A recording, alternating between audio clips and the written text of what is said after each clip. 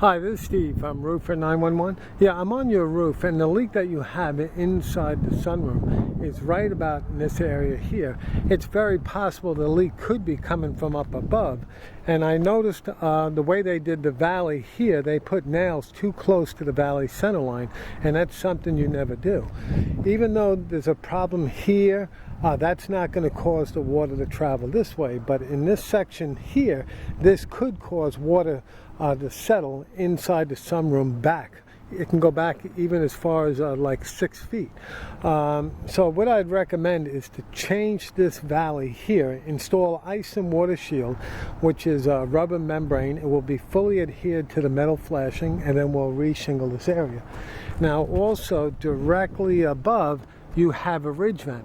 Now if the vent is not sealed underneath, that can also attribute to the leak, because underneath that ridge vent the wood sheathing is cut approximately 1.5 inches on each side of the ridge, and that's so the hot air inside the attic can go straight up and then escape through the sides of the vent.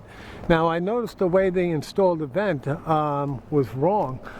They cemented the seams, and there's really not that much of an overlap.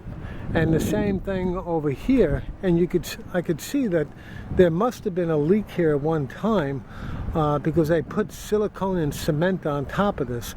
So what we'll do is I would highly recommend to change the ridge vent.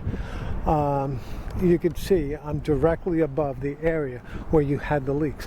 All the shingles in this area here are good, so nothing here is attributing to that leak below except for this vent.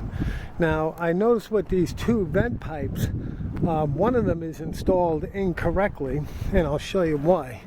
Well, they cemented it, but here the water can channel its way inside here and go underneath the flashing of the vent pipe, and then you'll have a leak. Also, the collar here needs to be sealed because it's a loose fit. Now, you definitely have a leak here.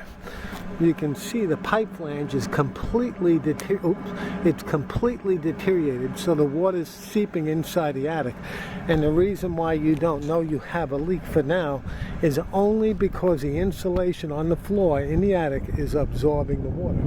Once the insulation becomes saturated, then that's when you're going to notice water damage. Now let me show you something here. We can walk on the sunroom, but only on the rafters and also down the middle of the ridge. If we step in the middle of the rafters, then we're coming through.